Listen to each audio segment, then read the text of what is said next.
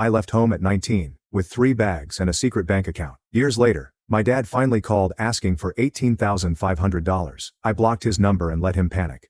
Growing up, I was told I caused all my family's problems. My parents had my older brother first, who was great.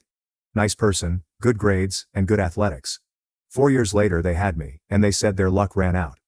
My father lost his job 7 months after my birth. My mother had a car accident when I was 3. I was 5 when my grandmother died. My family's dog escaped when I was 6. I was blamed for every bad thing, like I was cursed. My mother initially joked. She laughed and called me her little storm cloud. It stopped being a joke. By age 11, my parents publicly blamed me for their problems. If the bill was higher than planned, it was because I overused electricity at home. Maybe my negative energy broke everything. Due to raising a poor child, my father was not promoted. Brother caught on and called me Jinx, middle and high school. I trusted them long term. I doubted my curse. For things not my fault, I apologized often. I tried to blend in to avoid spreading my bad luck. To show I wasn't a burden, I got good grades. At 17, I worked and bought my own clothes and school supplies, so they couldn't say I wasted their money. Nothing I did changed their opinion. At 18, my brother got into a good college. My parents invited all their friends to a huge party for him. They said he would succeed and make them proud. 2 years later, I was accepted to the same school with a higher scholarship. My mother predicted it wouldn't last because I always lost things. My father advised me to attend community college to avoid shame if I fail. I went anyway. I left home at 19 with 3 bags and a secret bank account I had funded for years. My parents did not help me move. My brother didn't say goodbye. Because she knew I would return home, my mother told me to call. Not called. College was difficult, not luck-based. It was hard to unlearn everything my parents taught me about myself. I met my first friends. Real friends who didn't curse me. I joined clubs and studied important topics. My roommate said it was okay to fail an exam. We'd study more next time. She didn't blame me for damage. She simply improved me. I graduated honors. An architecture firm 5 hours from home hired me. I was a project manager after 6 years of upward mobility. Small condo I bought with my own money. I adopted a non-fleeing cat. My partner enjoyed being with me. Since I made it without their words, everything my parents predicted would fall apart stayed together. Meanwhile, home life deteriorated. My father lost another job due to drinking. My mother's health declined because she didn't see doctors until it was urgent. My brother quit college after 3 years and returned home.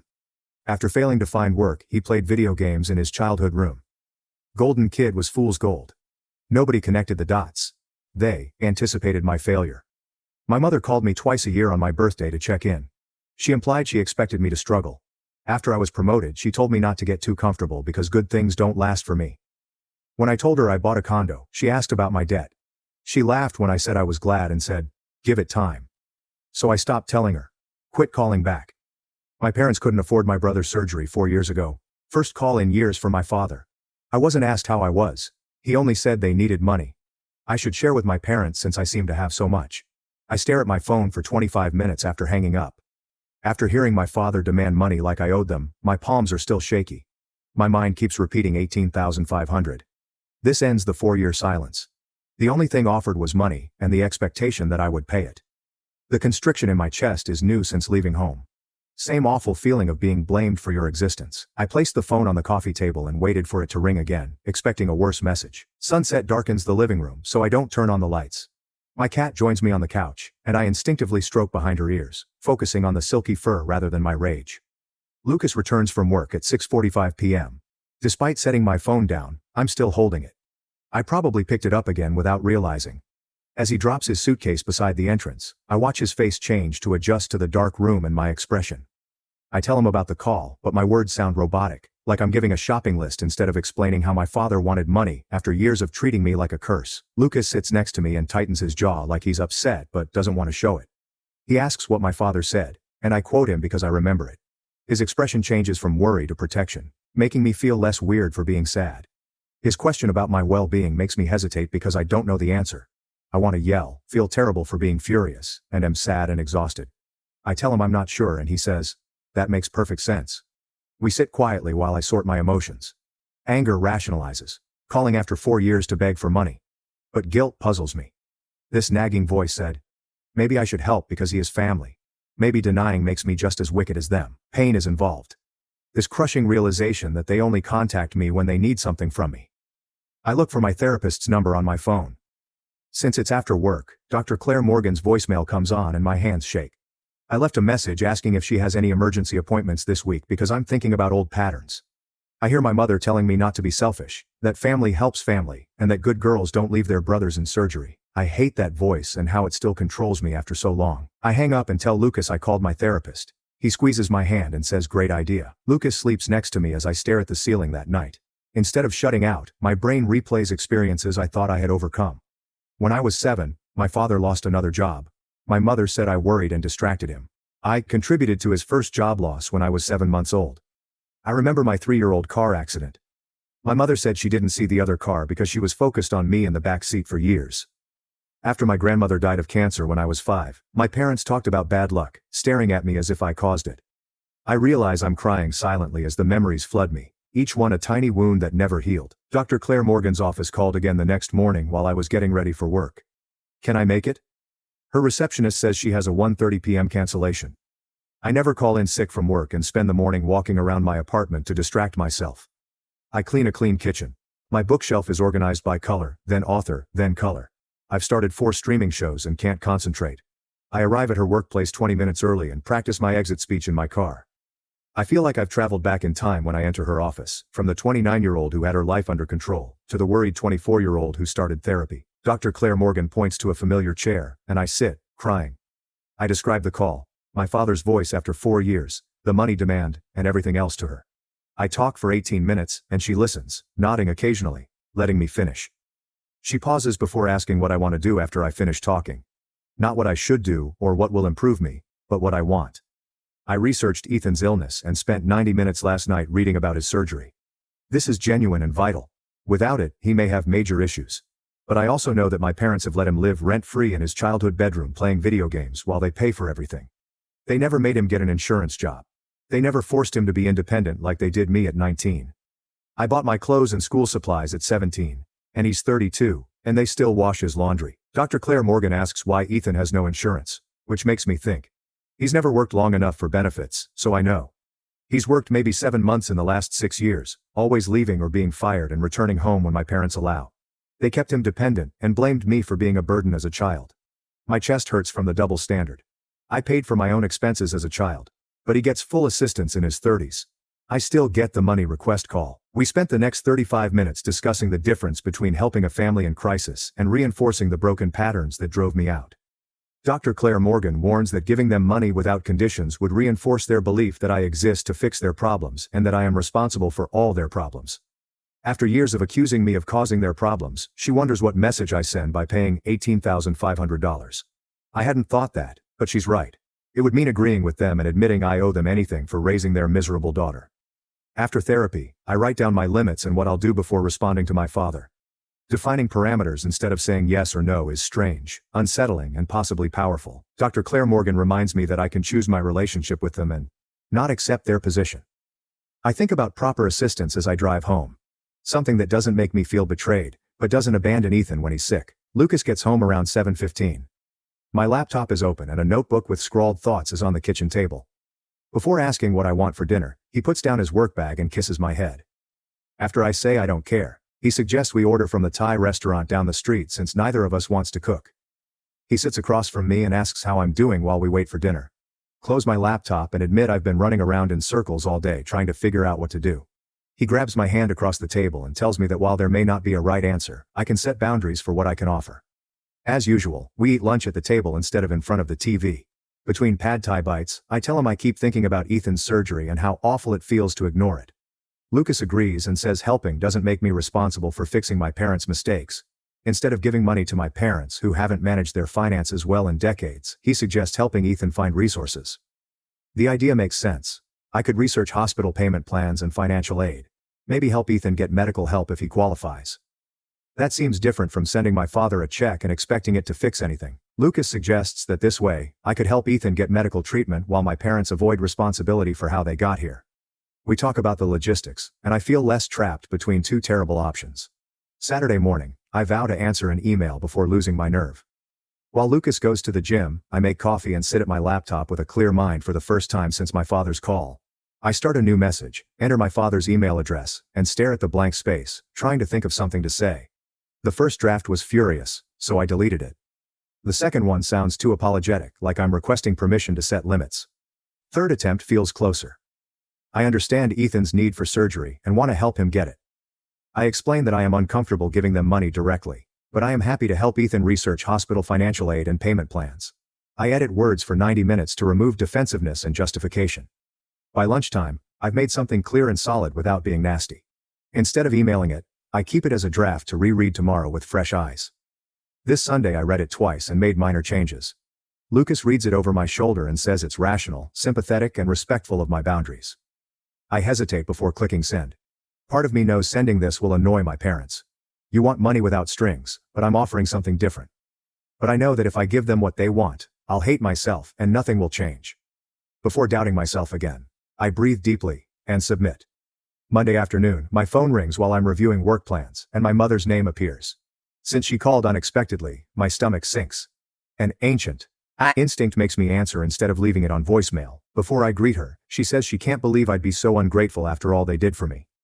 As a child, her biting voice made me want to hide. She says, "They sacrificed so much for me and my brother, and this is how I repay them." I try to say I volunteered to help, but she interrupts me. She shows me the email and says they need family loyalty, not donations. I almost laugh when she says loyalty, but my chest hurts. I was loyal to people who criticized me for being me my whole life.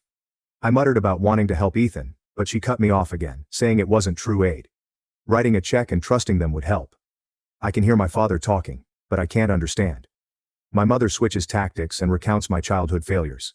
She talks about my 7th grade math B as if it was a big disappointment. She claims I wasn't trying hard because I wasn't cast in the 9th grade play. She turns every ordinary childhood experience into proof of my flaws. My phone comments are getting softer and shorter. Sitting at the kitchen table while she explains how the broken dishwasher is related to my negative energy feels like I'm 15. I hate repeating this cycle, but I keep shrinking. My body stops when she says something. She thinks I have plenty of money because I don't have kids like Ethan. When she casually condemns a child for being born and needing stuff, my chest loosens. Both of us are surprised by my laughter. Not a happy laugh. It sounds like something breaking from overbending. I explain that this chilly tone is the problem when she asks what's funny. She keeps blaming others for her actions, and I'm done. My voice shakes. But I speak. I've been blamed for things I couldn't control my whole life, and I won't anymore. Despite her usual interruptions, I won't let her. I spoke over her and told her I would help Ethan find services and payment options, but I would not give them money to keep denying responsibility. The background noise is my father ranting about rude kids and ungrateful girls. As a child, my mother's furious to icy voice scared me. She says, "Fine, they'll figure it out on their own, as they always do. No thanks to me." She hangs up before I can respond, leaving me shivering in my office with my phone. I walk to the bathroom and lock myself in a stall for 12 minutes to calm my breathing. My entire body is tingling with adrenaline, rage, and pride. I defied her. I spoke about things I had been thinking about for years but was afraid to say. I wash my face with cold water and work when I come out. I can't focus on work all afternoon. Lucas finds me staring at nothing on the couch that night.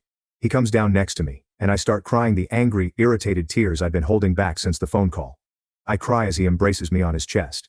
He hears about the call and how my mother treated every childhood failure like a trial when I can speak.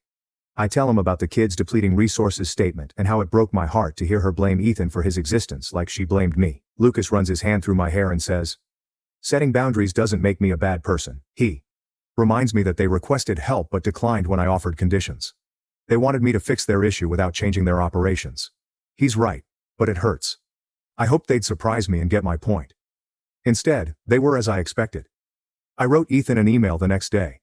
I find his old address in my contacts from years ago and stare at the blank message for 25 minutes, trying to think of something to say. I delete 4 versions before reaching a concise solution. I offer to investigate hospital payment arrangements and financial aid programs for him. I suggest a few online resources and help him apply. I don't talk about our parents, the call, or family drama. I focus on the issue, not the emotions. My finger hovers over the submit button for 7 minutes before pressing it. The email disappears, and I wonder if the address is valid, or if it bounces. Over the next 4 days, I check email constantly. Every notification, even work-related or spam, makes me queasy. I always have my phone with me and check for his response at night. Lucas notices me looking at my phone during dinner and asks if I'm expecting something big. When I tell him about the email, he silently squeezes my hand across the table. The 4th day brought an answer. Ethan thanks me for the offer but says, Our parents already found another solution. He doesn't say what they found or where the money came from. I read the letter 6 times looking for subtext, but it's plain and brief. I'm relieved I don't have to engage further and guilty that I possibly should have given them the money. I hate that I'm still doubting people who've never mistreated me. My therapy session with Dr. Claire Morgan is 3 days away, so I call now. She listens as I recount the entire conversation, including my mother listing my childhood mistakes as trial evidence. Dr. Claire Morgan asks me to note my responses throughout the call. I quieted down as my mother spoke. I returned to accepting her words and shrinking. Like 11-year-old me, I apologized for undeserved mistakes. Dr. Claire Morgan says my conclusion speech broke the pattern. She says, "The fact that I regressed initially doesn't erase the fact that I found my voice and set a boundary." I tell her that's not enough, because I let her talk like that for most of the conversation. Dr. Claire Morgan advises me not to expect immediate success in changing habits. I tell her, "I learned my mother will never see me differently no matter what I accomplish." Dr. Claire Morgan nods and says, "That's actually important information because now I can stop trying to prove myself to someone who refuses to see the proof." I check my phone all week, even though Ethan has responded. I wait for my parents to call with more demands or wrath. But nothing happens. The stillness confirms my suspicions, making it almost as bad as another fight. They only wanted my money, not a relationship. If they cared about me, they would have followed up or at least claimed to care. Instead, they were told no, and disappeared. She asks how I feel when I tell Dr. Claire Morgan at our next appointment. Although it makes me sad, it also frees me from wondering if things will change. My worries disappear at work. I work on details of a community center project at my desk for hours. 4 nights I stayed late and 3 times I arrived early. Daniel Harris stops by my office on Friday afternoon and remarks that I've been working long hours. He asks how I'm doing, and suggests I take a day off next week. My work has been a way to avoid thinking about the family issue. I thank him and promise to take Monday off, even though I hate being bored. Rachel asks me for lunch in the break room that afternoon. We order salads that barely touch at a nearby restaurant. I tell her everything, including being the family's scapegoat, my brother's operation, and my father's money request. I tell her about my phone call with my mother and how I stood up to her. But I feel awful.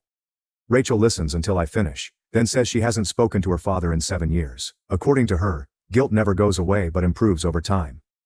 Her father was controlling and manipulative, and cutting him off was the best thing she did for herself. Hearing a professional I admire discuss similar family issues helps me feel less alone. Rachel says something meaningful to me. She reminds me that choosing oneself isn't selfish, when you could burn yourself to warm others. Though it's a familiar saying, hearing it from her makes it more genuine. Her accomplishments, respect, and life control led her to make the same decision I am. That makes me think I'm not bad for hiding from my parents. We eat lunch and go to work, but I keep thinking about what she said. Perhaps self-care does not mean bad daughterhood. Perhaps my parents prevented both. That night I retrieve a college journal my therapist encouraged me to keep. Something motivates me to write in it again after years. I sit down with a notepad and write down my entire blame history from birth to now. I find specific events that fit into this system where my parents were never at fault. I and Ethan were blamed for every job loss, financial hardship, and family crisis. I describe how they never took responsibility for their drinking, financial mismanagement, or refusal to see doctors. Seeing it all on paper helps me see a pattern rather than just negative events. Not that I was unlucky or cursed. They needed someone to blame to avoid facing themselves. Lucas suggests we take a weekend getaway. He books a small coastal cottage for the weekend. As we drove out of the city on Friday after work, my shoulders relaxed. Although small and old, the cottage is conveniently located on the beach. Saturday mornings I walk alone in the sand while Lucas sleeps. I keep walking despite the cold gray ocean and wind blowing my hair. Physical distance from my hometown mirrors emotional distance I'm trying to maintain. Being 5 hours away isn't enough. Sometimes I need to be alone and think. I realize something new and obvious while walking on the beach. My parents' story about my bad luck never involved me. I was 7 months old when my dad lost his job. My mother was in a car accident when I was 3. They blamed a baby rather than admitting my father was fired for poor performance, or my mother was driving distracted. The story included every bad thing that happened after that because it had to be true. If I was the issue, they didn't need to change. They could keep making bad financial decisions, ignore their health issues, and blame their daughter for everything. Realization makes sense but does not lessen pain. Never about me. Everything was about them. Returning to my condo, I search my contacts for Emma's number. We haven't spoken in months because life got busy and we forgot to call. She answers on the 4th ring, surprised and happy to hear from me. We chat for 12 minutes about her new job, my promotion, and her cat. Then I tell her about my parents' money requests, Ethan's surgery, and my struggle to figure out what I owe them. Emma listens without interrupting, and when I finish, she reminds me of my freshman year apology to our dorm neighbor for loud breathing. She says I apologized for existing, but now I'm setting boundaries with people who made me feel worthless for 19 years. She's proud of my progress, and I didn't realize how much I needed to hear that until it hit me. We talk for another 90 minutes about everything and nothing, and it feels good to be with someone who remembers me when I was learning to be human. Emma announces her engagement in 6 weeks and spring wedding near the end of the call. She invites me to the wedding party, and I gladly accept. The request brings me joy unrelated to my family drama. This is my life now. They chose me, and I chose them. I sit on my couch after we hang up, feeling lighter than in weeks. The next day, I'm cleaning out my closet to find a jacket I hadn't worn in years and find a cardboard box in the back. I received old family photos from my mother after moving out. Childhood photos made me uncomfortable, so I never looked at them. I lay them out one by one on my bed. While everyone else is happy at a birthday party, I'm 6 and staring at the camera with sadness. In a school photo, I was 9 and slumped like I was trying to disappear. At a family event at 13, Ethan smiles and I look down. I see that in every shot now. Even on happy occasions, my eyes are sad. I carried their responsibility before realizing it. Only 5 photos of me alone or with high school friends who liked me remain after going through the box. I donate the rest because I don't need concrete memories of a childhood I've spent years undoing. Dr. Claire Morgan asks me about my family relationship at my next appointment. The question surprises me because I've been focusing on what I don't want and forgetting what I do. I sat there for 90 seconds, unsure how to respond. I tell her I don't want no contact forever because it feels like letting them win differently. I also reject their reality, which blames me for all their problems. Dr. Claire Morgan nods and suggests we practice future conversations so I can stay calm without defending my position. We role play for the rest of the session.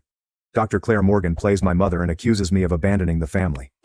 I practice answering quietly without explaining or fighting. I underestimated its difficulty. Every time Dr. Claire Morgan accuses me in my mother's voice, I feel smaller and quieter, like I'm 16. We discuss the same topic 6 times before I shut down or get angry. Dr. Claire Morgan assures me that this is normal, and that years of indoctrination do not disappear just because I understand them.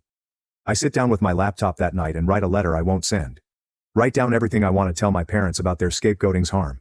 I wrote about thinking I was cursed at 11. I bought my own school supplies at 17 to avoid being a burden. I graduated college with honors and am still waiting for their approval. About moving 5 hours away because I couldn't breathe in their home. The letter was 5 pages. When I finish writing, I feel a pressure release in my chest I didn't know I had. I save it to a PC folder before closing the laptop. 6 weeks without my parents has left me forgetting everything. Ethan unexpectedly calls to say his surgery went well and he's recovering at home. Though the email is only 4 words, he ends with an awkward paragraph thanking me for volunteering to help even though they didn't need it. I read it 6 times to make sure I'm not misinterpreting his closest apology. I respond 2 days later to avoid appearing eager. I'm glad he's okay and offer to chat. Pressure-free. I keep it brief and encourage future communication without pressuring him. We can connect with Ethan without our parents but not repair them. His perspective is changing. Perhaps that's enough now. 2 weeks later, Daniel Harris invites me into his office, and I walk there wondering what I did wrong. Instead, he tells me I'll manage a major downtown public library project. I'm staring at him, trying to process my biggest project yet. Daniel Harris says I earned it by working hard for 6 years and can handle it. I trusted him instead of waiting for the other shoe to drop or him to admit his mistake. Project will consume my time for the next few months in the best way. I'm using skills I've developed over years of pushing myself to prove I'm not cursed, unfortunate, or whatever my parents called me. I spend most nights drawing, meeting with the design team, and presenting to the customer. Halfway through a presentation, I realize my parents will say, "This success won't last, that something will fall apart because that's what happens to me." I ignore them and continue discussing load-bearing walls and natural light optimization. Client loves the design. Daniel Harris walks me back to my desk after the presentation and says the team wants drinks on Friday to celebrate the project. I tell him I'll be there, feeling proud and astonished to lead something so big. Lucas emails me that afternoon asking how the presentation went, and I respond with 3 celebration emojis because I can't say it without sounding too happy. He immediately suggests doing something special this weekend. He tells me 3 days later that he has reserved a downtown Italian restaurant for Rachel and some office mates. I spent 25 minutes looking at my clothes to decide what to wear to a dinner celebrating my success, which seems absurd but good. I arrive at the restaurant on Friday night to find everyone at a table waiting for me. Rachel calls me over, and Lucas brings out my chair like a formal occasion. Daniel Harris bought snacks for the table and kept saying the customer liked my presentation. I sit there listening to coworkers compliment my job every day. I realize this is normal. Nobody expects me to fail. How long my luck lasts is not a joke. These individuals truly enjoy having me around and believe I am competent at what I do. Rachel raises her glass and mentions how she knew I'd be running projects after a year and a half of mentoring me. The entire table toasts, and I have to blink back tears since I've never had anyone honor me in this way. My parents had a massive celebration for my brother when he got into college, but they warned me not to make a big deal about my scholarship. This supper with co-workers meant more to me than any family gathering ever has. The next week, my phone reminds me of my mother's birthday. I gaze at the notice for a full 90 seconds before swiping away. Every year since I left home, I've contacted Mom on her birthday, even though she hardly recognized mine. This year, I do not answer the phone. I feel bad for around 90 minutes. That old familiar ache in my gut tells me I'm being a lousy daughter. Then I recall Mom didn't call on my previous birthday, which broke her annual habit of checking in to see if I'd failed yet. She couldn't even raise her normal sympathetic voice to inquire about my well-being. The guilt disappears quickly after that. I spend the rest of the day working on project planning, not thinking about her until Lucas asks if I may talk to my family that evening. I tell him no, and he just nods, squeezes my hand, and does not press me to explain. My next session with Dr. Claire Morgan is 3 weeks later than our regular weekly schedule. She advised spreading them out because I've been doing better, and I agreed, even though a part of me still craves the weekly check-in. We spend the first few minutes getting caught up on the project, supper, and my mother's birthday. Dr. Claire Morgan sits back in her chair and says something unexpected. She says I'm not simply surviving anymore. I'm actually doing well, constructing a life based on my values rather than simply reacting to my family's rejection. I sit with it for a moment because she is correct. The condo, the job, the relationship with Lucas, the friendships with Rachel, and my coworkers. None of this happened because I was fleeing from my parents. It occurred because I selected it. I constructed it on purpose.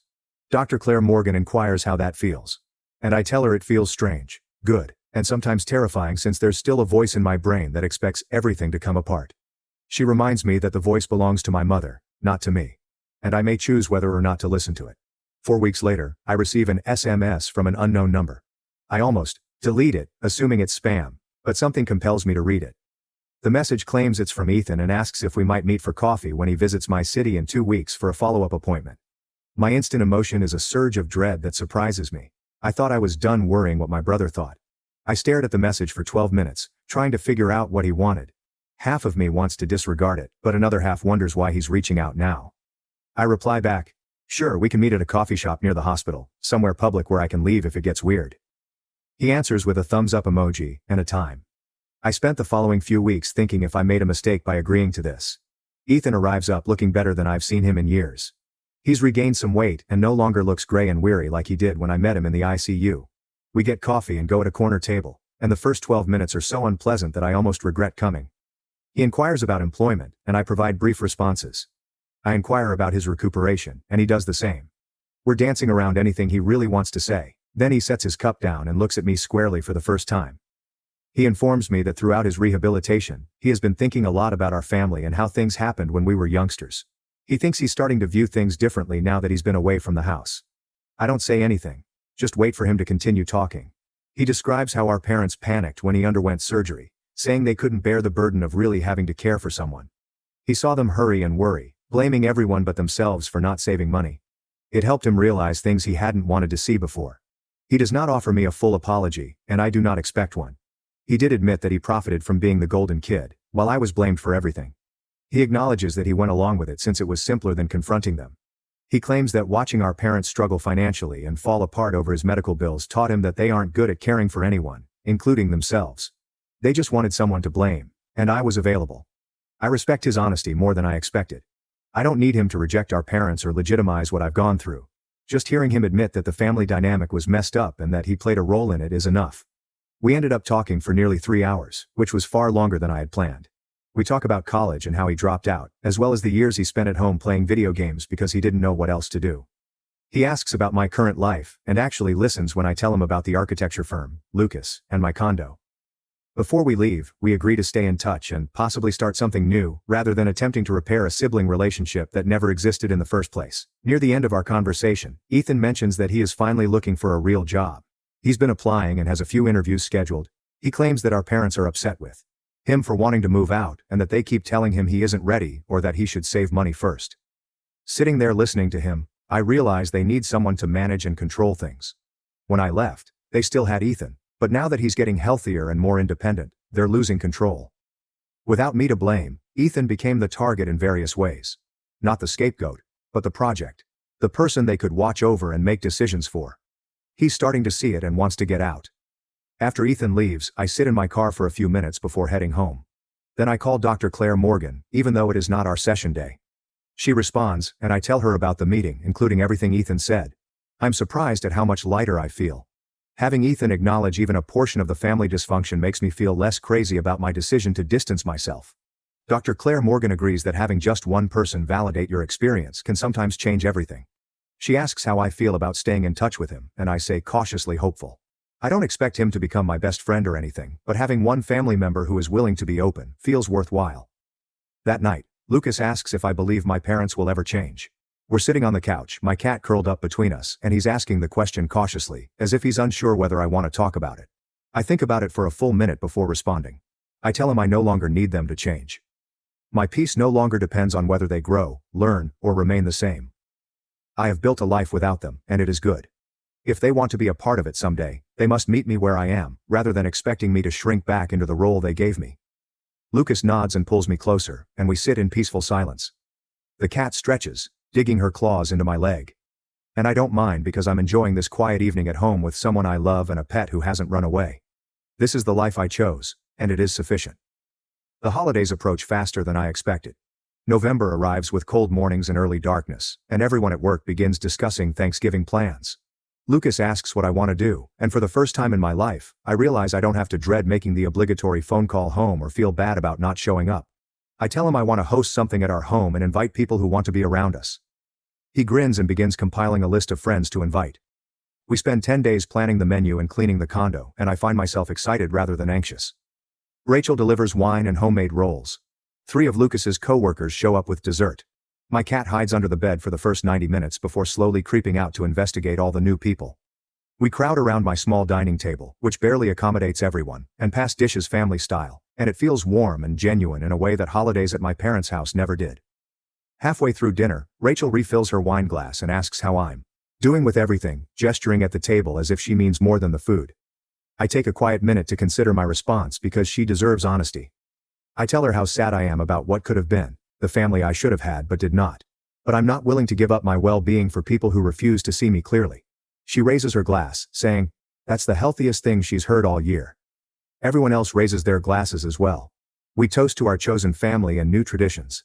And I feel something settle in my chest that had been unsettled for years. My phone buzzes during dessert, and I almost ignore it. But something prompts me to check. It is a text from Ethan.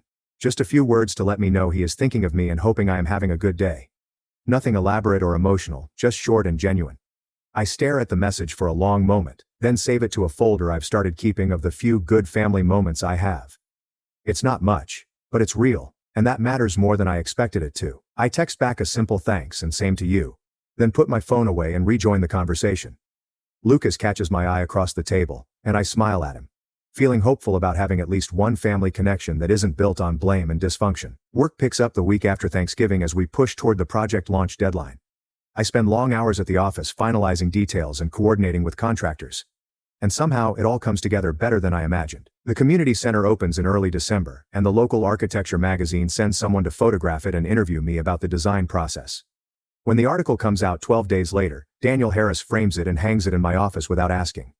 He just walks in one morning with the framed magazine page and a drill and puts it on the wall across from my desk. I stare at it for a solid 90 seconds, reading my own name in print next to photos of something I created. Daniel Harris tells me to let myself feel proud without qualifying it with worry about what might go wrong next. I nod and actually try to do that, sitting with the accomplishment instead of immediately looking for ways it might fall apart. My next session with Dr. Claire Morgan happens a few days before Christmas. We've been meeting every 3 weeks since the whole Ethan surgery situation, but she opens this session by asking if I think I'm ready to reduce to monthly check-ins. The question catches me off guard. I think about the past couple of months and realize the family crisis didn't destroy the stability I've built. I handled it without falling apart or reverting to old patterns for more than brief moments. I tell her, "Yes, I think I'm ready." And she smiles like she already knew my answer. We spend the rest of the session talking about what monthly check-ins will look like and what warning signs to watch for. That might mean I need more frequent support again. Walking out of her office, I feel proud in a different way than the magazine article. This pride is quieter and deeper about emotional work nobody sees, but that matters just as much. Lucas and I are washing dishes one night when he brings up the future in a way that feels different from our usual vague planning. He asks if I've thought about getting engaged. And my immediate reaction is to check myself for panic about cursing our relationship. But the panic doesn't come. I dry a plate and tell him honestly that I have thought about it, and I don't feel scared anymore.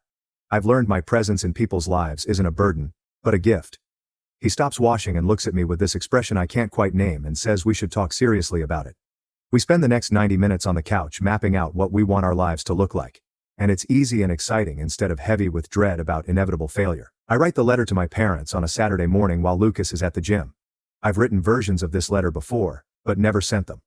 Always talking myself out of it or deciding silence was safer. This time I keep it brief and clear. I explain I'm open to contact if they can respect me as an adult with my own life, but I won't accept blame or manipulation anymore. I outline specific boundaries about what kind of relationship I'm willing to have and what behaviors I won't tolerate. I read it 4 times, checking for anything that sounds like I'm asking for their approval or trying to convince them I'm worthy. Then I address an envelope and walk to the mailbox before I can change my mind. The letter drops through the slot with a soft thud, and I stand there for a moment, feeling lighter and heavier at the same time. 4 weeks pass with no response. I check the mail every day, even though I told myself I wouldn't. Lucas asks if I'm okay and I realize I actually am. Their silence is an answer in itself. Some people aren't capable of the relationship I deserve, and that's about them, not me. I stop checking the mail obsessively and focus on the life I'm building instead of the one I'll never have with them. Ethan calls in mid-January, and I answer on the 4th ring. He sounds different, more energetic than I've heard him in years. He tells me he got a job offer at a tech support company and he's moving into his own apartment in 6 weeks. His voice shakes a little when he talks about it. Nervous but excited, and I encourage him genuinely. I tell him I'm happy he's building his own independence, and I mean it. We talk for 25 minutes about his apartment search and his new job, and it's the most normal sibling conversation we've ever had. Before we hang up, he thanks me again for meeting with him back in November and says it helped him see things more clearly. I tell him he did the hard work himself. I just listened. After the call, I sit in my home office looking at the framed magazine article on my wall. My cat jumps into my lap and starts purring, and I pet her absently while thinking about how far I've come. I realize somewhere along the way I stopped thinking of myself as the family scapegoat and started seeing myself as someone who survived a difficult childhood and built something beautiful anyway. The shift in identity feels huge, like stepping into a version of myself I always wanted to be but didn't think I deserved. I'm not the cursed daughter, or the bad luck charm, or the burden they tried to make me believe I was. I'm just someone who refused to accept their story about who I had to be, and wrote a better one instead. I'm sitting on the couch Tuesday night with my feet tucked under me, watching Lucas rinse dinner plates at the sink. He turns around and wipes his hands on a dish towel, then walks over and sits next to me without saying anything at first. My cat jumps down from the armrest and disappears into the bedroom. Lucas takes my hand, and his palm feels warm against mine. He tells me he doesn't want to wait for some perfect moment because our regular life together is already perfect. He asks if I'll marry him, and his voice is steady, but his hand trembles slightly in mine. I say yes before he finishes the question, tears already sliding down my cheeks. He pulls a simple silver ring from his pocket and slides it onto my finger. We sit there crying and laughing at the same time, and I think about how this moment isn't cursed or doomed or temporary. It's just real and good and mine. We spend the next 90 minutes calling people to share the news. Emma answers on the first ring, and I barely get the words out before she screams so loud I have to hold the phone away from my ear. She's already talking about engagement party colors and venue options before I can tell her we haven't planned anything yet. Rachel congratulates us and says she knew it was coming because she's never seen 2 people fit together so naturally. Each call feels easy and happy without any weight of family drama or waiting for someone to tell me it won't last. I text Ethan because calling feels too formal for where we are in rebuilding our relationship. He responds within a few minutes saying he's happy for me and asking if he can meet Lucas sometime. I type back yes immediately and mean it completely.